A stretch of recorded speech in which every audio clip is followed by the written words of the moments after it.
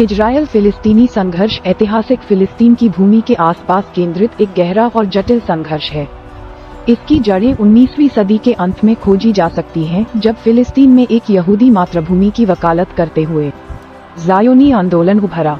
इसके साथ ही अरब निवासियों ने फिलिस्तीन को अपनी पैतृक भूमि के रूप में देखा और विस्थापन के विचार का विरोध किया।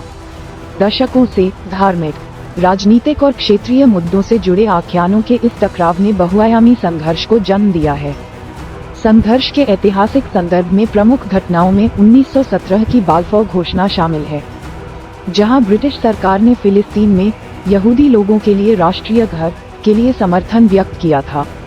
इस घोषणा ने घटनाओं की एक श्रृंखला को गति दी, जिसमें फिलिस्तीन में ब्रिटिश जनादेश और यहूदी आप्रवासन शामिल थे, जो यहूदी और अरब समुदायों के बीच तनाव में योगदान दे रहे थे।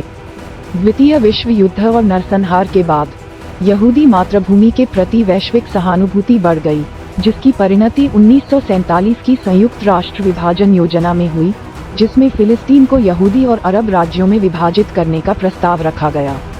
हालांकि विभाजन योजना को सभी पक्षों ने स्वीकार नहीं किया, जिसके कारण हिंसा हुई और अंततः 1948 में इजराइल राज्य की घोषणा हुई।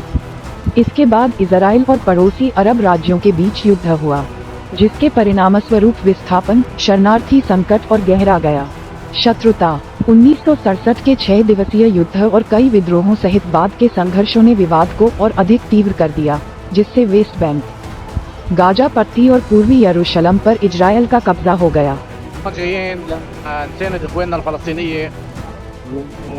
بمناسبة العملية اللي عملوها عملية من 73 بعتقد انه ما صار مثلها وما في خسائر بهيدي الكمية اللي صارت لحد هلا. الشباب الله يقويهم بعدهم صامدين وبعدهم بيقاتلوا بالمستوطنات والله يقويهم ان شاء الله. نحن اي شيء एक शताब्दी से अधिक समय से चला आ रहा इजरायल फिलिस्तीनी संघर्ष दूरगामी परिणामों वाला एक गहरी जड़ें वाला संघर्ष है।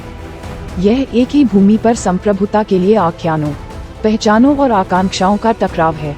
इस संघर्ष के परिणामस्वरूप दोनों पक्षों को गहरा मानवीय कष्ट, विस्थापन और नुकसान हुआ है। एक उचित और स्थायी समाधान प्राप्त करना एक कठिन चुनौती है, जिसके लिए ऐतिहासिक शिकायतों और वर्तमान वास्तविकताओं की जटिलता को समझने की प्रतिबद्धता की आवश्यकता है। वास्तविक संवाद, सहानुभूति और सामान्य आधार खोजने की इच्छा आवश्यक है। 2 राज्य समाधान की दिशा में अंतर्राष्ट्रीय समर्थन और निरंतर प्रयास, मुख्य मुद्दों को संबोधित करना और शांतिपूर्ण सह अस्तित्व को बढ़ावा देना एक ऐसे भविष्य के लिए महत्वपूर्ण है जहां इजरायल और फिलिस्तीनी शांति और सुरक्षा के साथ एक साथ रह सकते हैं।